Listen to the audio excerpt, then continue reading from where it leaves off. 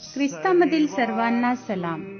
आमच्या तारणाऱ्या जिवंत आणि गौरवी प्रभू येशू ख्रिस्ताच्या नावात विश्ववाणी परिवाराकडून आम्ही मार्गाकरिता प्रकाश कार्यक्रमात आपले सहर्ष स्वागत करीत आहोत. होऊनी तन्मय बांधवानो भजा येशूना.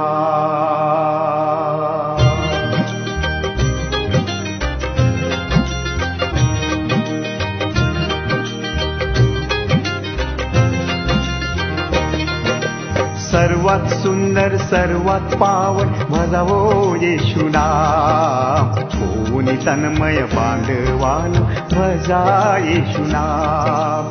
सर्वात सुंदर सर्वात पावन भजावो येशू नाम. होऊनी तन्मय बांधवानो भजा येशू नाम.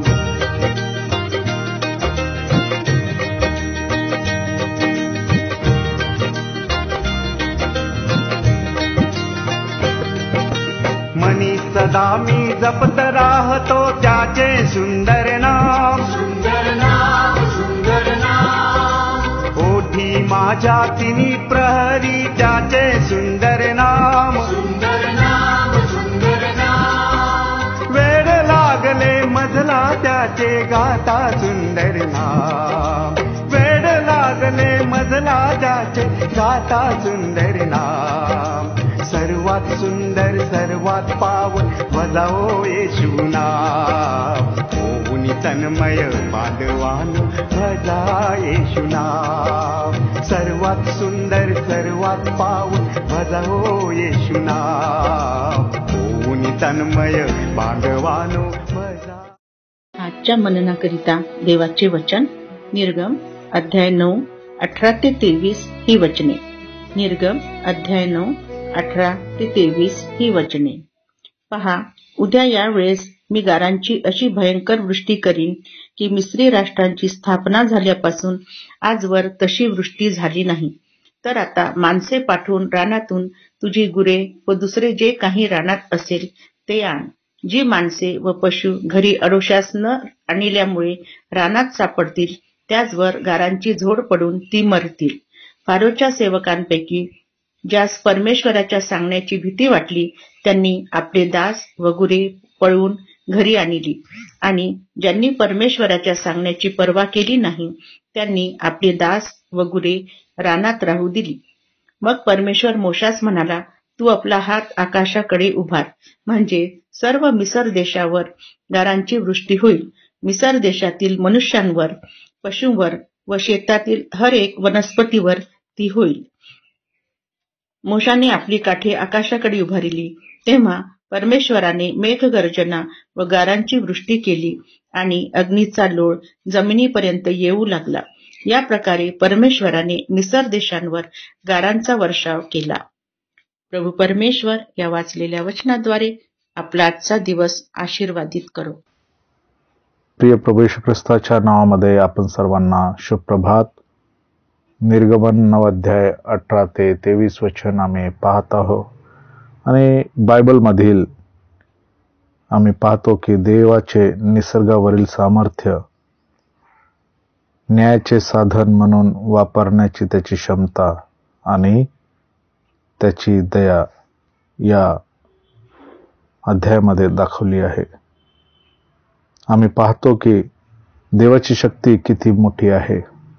18 ते 23 वचनामध्ये देवाचे निसर्गावरील सामर्थ्य आणि त्याचे उद्देश पूर्ण करण्यासाठी त्याचा वापर करण्याची क्षमता परमेश्वरामध्ये आहे. ही पीडा त्या मिस्र देशामध्ये दाखल केलेली आहे आणि दाखवलेली आहे की त्याची क्षमता किती मोठी आहे. आम्ही त्याच्या क्षमतेच्या पलीकडे जाऊ शकत नाही. मोशे अनेक वेळा चिन्ह चमत्कार त्याच्या फारोसमोर सादर केले, तरी पण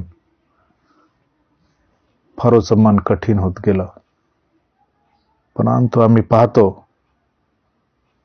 की देवाने यावेळेस निसर्गाच्या गारांना त्यांनी पाठवलं आणि त्या पिढेतून जनावरी मनुष्य आणि अनेक पीडा त्या मिस्र देशामध्ये आली. आम्ही पाहतो त्याचा न्याय, त्याची सहनशीलता, त्याला मर्यादा आहे. आणि जेव्हा लोक अवज्ञा करतात तेव्हा न्याय निश्चित होतो. आम्ही या ठिकाणी पाहतो की देव न्यायही करत असताना दया दाखवतो.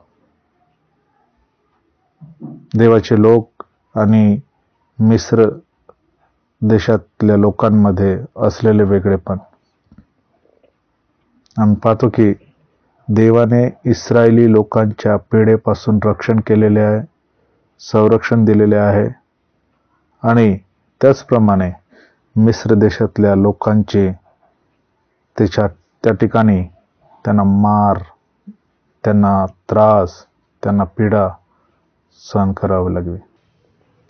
काय आज आपण त्याच्या पिढ्यांना, त्याच्या चिन्हांना पाहून सावध होतो का, की प्रभू परत एकदा येणार आहे. तो या पृथ्वीचा आणि माझा आणि तुमचा न्याय करावयास तो मी आणि तुम्ही त्याच्या समक्ष उभे व्हावे याकरता आज तो वाट पाहत आहे. त्यापूर्वी आमचं जीवन आम्ही चाच पडून घ्यायचं आहे, आमचं आत्मपरीक्षण करायचं आहे. जर आम्ही त्याच्या सानिध्यात नाही आहोत तर आम्हाला प्रभू सावधान करत आहे.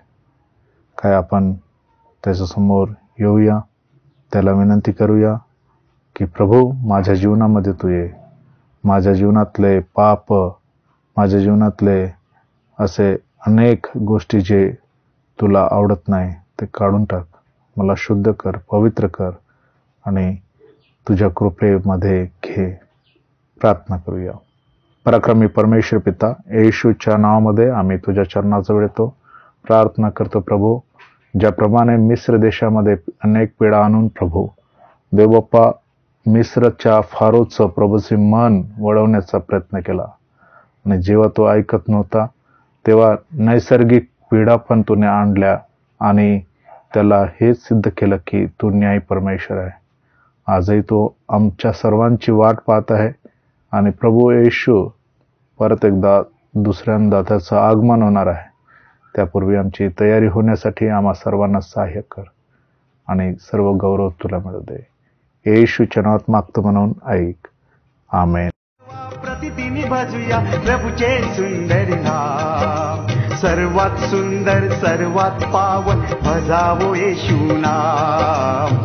ओनी तन्मय बांधवानो भजा येशू नाम, सर्वात सुंदर सर्वात पावन भजावो येशू नाम.